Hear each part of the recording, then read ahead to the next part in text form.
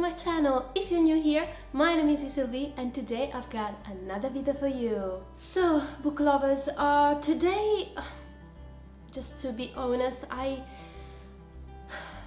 didn't want to record any videos. I wasn't in the right mood for it, but after watching how many views my latest video, the June Roulette TBR, has had, well, I mean, I owe you something, right? And I highly thank you so much for everybody here who is watching this video, for everybody who's just like to watch my roulette TBR, and obviously a huge thank you for all you guys who subscribed to my channel. So, even if I'm not in the right mood, as I just told you, I feel that maybe it's a high time for me to give you my March, April and May wrap up, because if you watch the June Roulette TBR, you will know that I had struggles with my computer.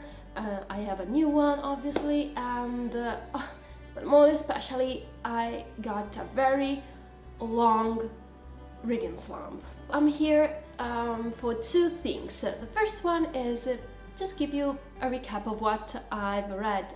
It's not a lot in 3 months, but it's something.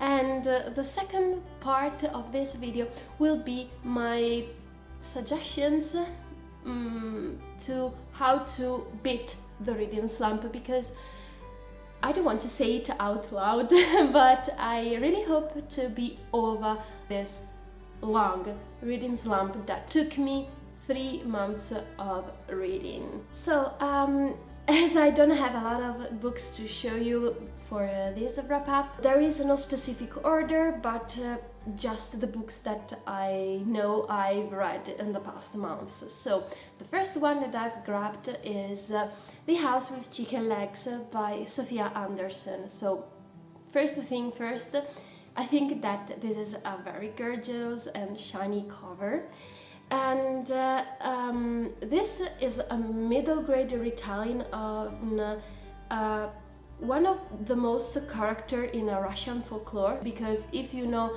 a little bit of Russian folklore, you will recognize that the house with chicken legs is Baba Yaga's house. So in this middle grade we are following Marinka. She is the granddaughter of one of the Baba Yagas, and she has lived with her grandmother since she was born. And even though she loves to live with her grandmother with this magical house and help Baba Yaga to guide the dead through the magical portal for the other world, she feels lonely sometimes, and she dreams of having a very different kind of life. She'd like to stay in a city, live there, make friends, and spend her days playing games with her friends. But the house with chicken legs is a moving house, and also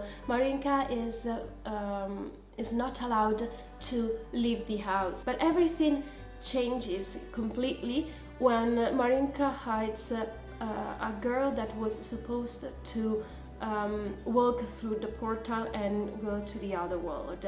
I don't want to make you any spoilers, but I think that this one is really, really cute.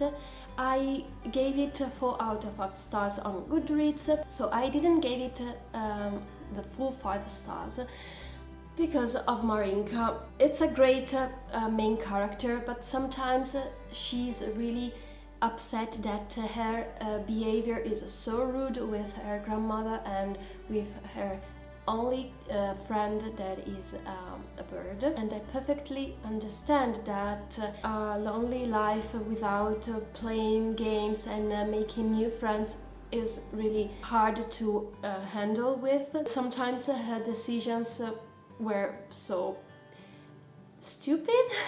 I don't want to judge more the book, because as I told you, maybe it's because of me. I didn't fall completely in love with her, but just because of, as I told you, of her rude behavior that she has sometimes. But this whole book is really cute, and anyway, I highly recommend to read this book because it is so beautiful. I don't have any other words to tell you, but please read it because it's really intriguing, especially because I think that this book will give you a different view on Baba Yaga's character. And the second physical book is Zack and Mia by A.J. Batts. So this is a young adult contemporary book about two teens who are struggling with their illnesses, and eventually they became friends or even more. So I loved this book, and again I gave it 4 out of 5 stars just because the problematic character was Mia, and sometimes I think that character was a little bit pushed further, but I understand that Zack and Mia represent two different ways on how struggle with illness, and the surprising thing for me is that it is written by an Australian author and set in Australia. Also because I think that this one is, for the moment, the only book that is set in Australia or in general in Oceania that I've got on my bookshelves. Well, apart from J. Christoph, who is an Australian author. I mean, apart from this one and J. Christoph, I think I haven't read any other books based on or written by Australian authors. So yeah, please let me know down in the comments because I really want to read more books from Oceania. And the third physical book that I've read is When Life Gives You Mangoes by Corinne Gatton.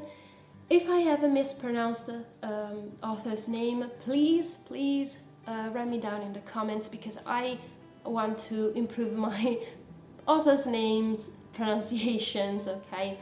So this is a very tiny book that is set in Sycamore, a village set on a Caribbean island. And our main character is a girl named Clara. And this is a kind of contemporary middle grade with some magical realism, I think. This was fantastic, and again gave it 4 out of 5 stars only because the plot twist, I mean, I didn't expect, and I was so sad. I don't want to tell you anything more. As I promised, I won't make spoilers for you, but please read it. It's a very short read. You definitely want to know more about Clara, and she remembers everything except for the previous summer when a hurricane blasts on her island and something has happened that made her forget everything about it. This is really cute. I mean, again, a gorgeous cover. I highly recommend you to read this one, especially because you won't put it down until the end because of the description of the landscapes and the days that are passing and how life is on a small village in a Caribbean island, but also because you are really involved into the story itself and you won't see that the plot twist is coming, I promise you. Once again, I highly recommend to read this one as well as the other that I've already shown you. And the last book that I'm going to show you is the Italian edition of The Convenience Store Woman by Murata Sayaka. This is a very quick read, and this is a Japanese contemporary adult fiction in which we are following Keiko's life. She is 36 woman who is still working in a convenience store. She has spent 18 years of her life in this convenience store, but her family and friends are a little bit worried about this decision of her of not searching for a better job or to change her life or get married, because she is still single, and she doesn't even want to search for a husband. But everything may change when a new colleague arrives, and all her reasons will take a step back, and she's starting thinking differently. It's a very quick read, so I highly recommend to read it as well. Well, I gave it again a 4 out of 5 stars, even though I love it because of that new colleague.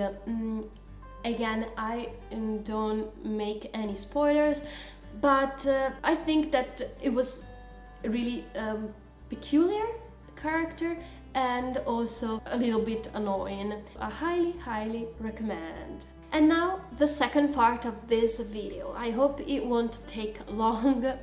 I apologize in advance. So I'm here also to give you my own experience, give my suggestions and other ideas for overcome a reading slump, because I think that it's a normal thing that happen. We are human, even though we have a great passion for reading or other things in our life. Sometimes it happens that we are not really into the right mood for reading, for doing what we love doing. So about a reading slump, the first thing that I'd like to tell you is that it's a temporary thing. You can say how long it will take, but it's not a permanent thing. It will take you a couple of days, a week, 2 months. We normally don't know, because when it starts, it starts. But I promise you, it's temporary, and you have to keep it in mind. Don't push yourself harder.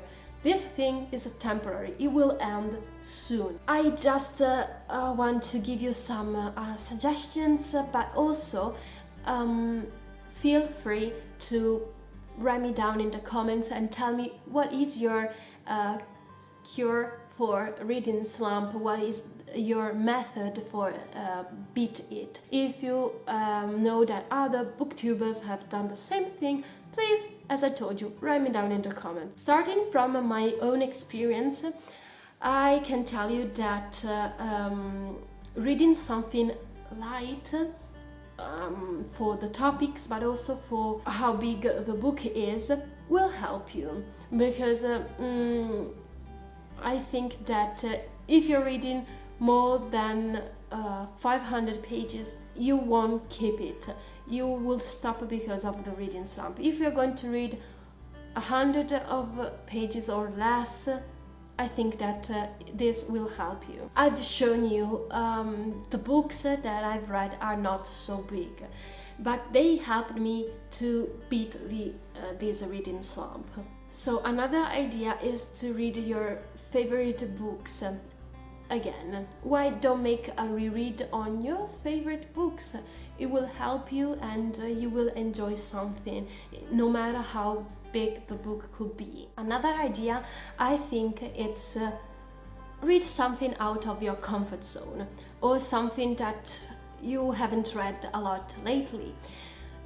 Because I think that if you're reading the same genre over and over again, it won't help you. I mean, even though you are a fantasy lover, if you love contemporary, maybe reading always the same genre won't help you.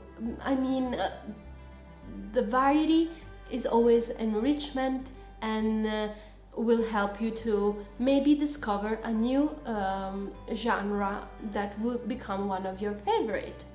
So also going out of your comfort zone may be helpful. Another thing is to join a buddy read. So, you know, it's a kind of a pressure, but not a lot. So I think that if you're asking to a friend, to another book lover in the book community about reading together something, will help you. Another thing could be, as I've done and I'm doing in this month, is to participate to a readathon. Also, readathons can be helpful because you will have suggestions, you will have funny prompts, you will may be part of a competition game, so everything that will involve something social thing will be helpful, because you won't feel alone,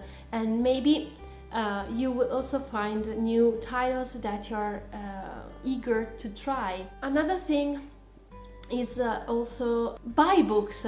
It may sound crazy, because I know you are yelling at me and tell me why this is helpful, buying books, more books to read, oh my gosh, this is crazy, this is not helpful. Instead, in the late months, I've bought a lot of books, and I'm still buying it, and I think that also banning yourself from buying books is really a nightmare. Everything that is connected to the book world, to the book community, is helpful. Then another thing that may sound crazy, but I think it's helpful, is just to give you time and do other things that you love doing. Even if it's not book related, do what makes you happy, and this positivity from doing something that you love will help you to beat the reading slump. So I think that these are my recommendations. So start reading something that is light and fast, like comics, mangas, graphic novels, or small size books. You can try and ask for help with buddy reads, with a readathon, or join in reading sprints. You may start again your favorite series, your favorite books once more, because it's a useful thing to do, because you love those books. Going out of your comfort zone may be helpful, because being stuck on the same genre may become a little bit boring. Even though you love that genre, sometimes you need to bring something new in your life, and this means obviously also to try something new. And again, if you'd like to buying books, why stop yourself buying books? Maybe among the new books that you have bought, you will find the next read that will help you to stop this reading slump. And finally, if you don't like to reading for the moment and you want to try something new, something outside the book-related world, do it. I also think that watching people speaking about books and maybe mention some of your favorite will be helpful once more.